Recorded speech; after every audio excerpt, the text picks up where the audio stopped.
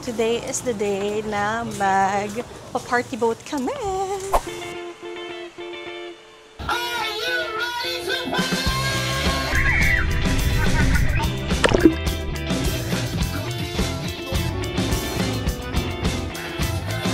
So guys, this is our second day and ang ganda pa rin ng dagat. High tide lang, but papakita ko sa inyo. Nakakain na pala kami kanina. Ay gosh, ang ganda ng Boracay talaga. Super high tide lang, but pwede pa rin naman kayo mag-swimming. Oh my gulay, talaga. So this is what you get kapag August kayo pumunta, but still sunny day. Maganda pa rin yung weather actually. Hindi siya super init, hindi siya super lamig. Pinaka the best is hindi umuulan. Habagat season lang talaga siya. Ang ganda talaga ng Boracay. Alam nyo, never fail talaga to. Diba? Never fail! Boracay. The best. Welcome to expensive beach. So napag-decide na nga pala namin na bumalik na lang or pumunta na lang agad sa may Bulabog Beach kasi nga today is the day na mag-party boat kami. So guys, kung pupunta kayo sa Bulabog Beach, punta lang kayo dyan sa may McDo and then dyan daw sa area na yan, dun sa pinakadulo, tas kakanan kayo, that's Bulabog Beach. Yung dalawang kasama ko takot sa araw. Baka gusto mo akong takpan.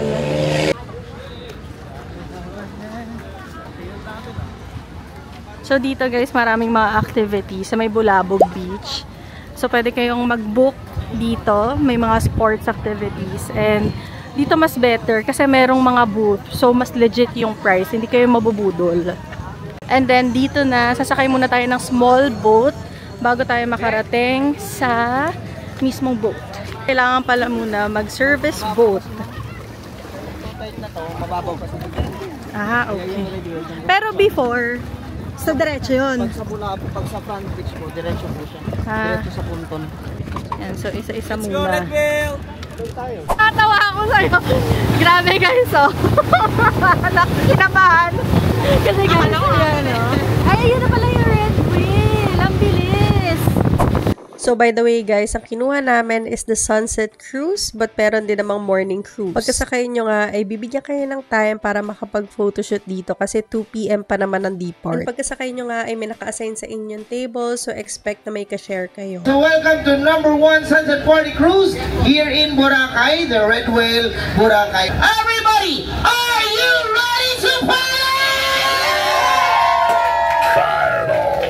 Before pala mag-start yung party is pagkakaroon muna kayo ng briefing katulad nung kaninang pinakita ko sa inyo. And magkakaroon din pala kayo ng 3 points dito which is we did kung saan nyo pwede gawin yung mga activities na kasama dito. And yes, lahat na nakikita nyo dyan like the snorkeling, free diving, and everything ay kasama na sa package na binayaran ninyo. And don't worry, at the end of this video, ipapakita ko sa inyo kung magkano nga ba yung binayaran namin. At sa dami ng pwedeng magawa dito, ikaw na lang talaga yung bahala kung paano mo yan ma-maximize yung oras mo or the activities. At sa tingin ko, yung asawa ko dito nag-enjoy kasi paulit-ulit niya itong ginawa. Pero ako guys, hindi ko talaga kaya. As in, nakakatakot siya kapag nandun ka na sa taas. Yes, puro si Jill sa makikita nyo kasi hindi ko talaga kaya yung mga gantong bagay. Ang na-enjoy ko dito is picture taking dito sa Crystal Kayak. And yes, kasama po siya sa package. Plus points din na ang pabait ng mga staff dito and ang gagaling nila kumuha ng photo. Just look at that. Meron din pala sila ditong rotating 360 photo booth. And ito ang pinaka-favorite namin sa lahat.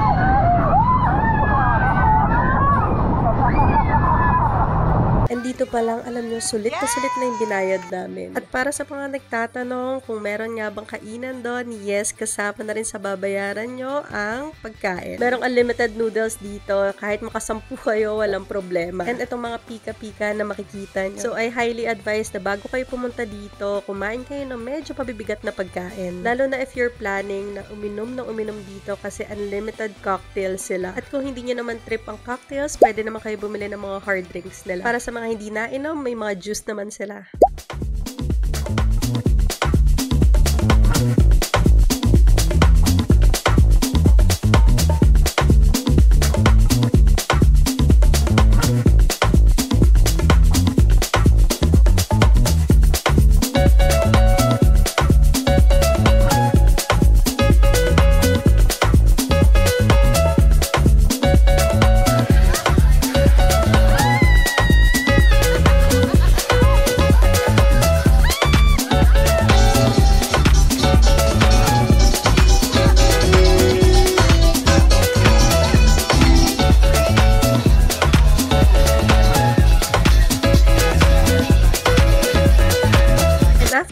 the party, meron silang water gun fight. And kaya ito tinawag na sunset cruise ay dahil manonood tayo ng sunset. And then we head back to the beach. And the moment of truth, ito na yung pinaka-iintay nyo, the rate. So, isa lang yung rate ng morning and sunset cruise, then less than 500 lang for child.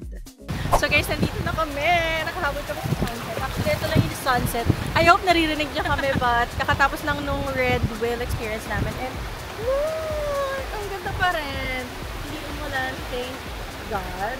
But, look. Tingnan nyo. Napakaganda pa rin niya.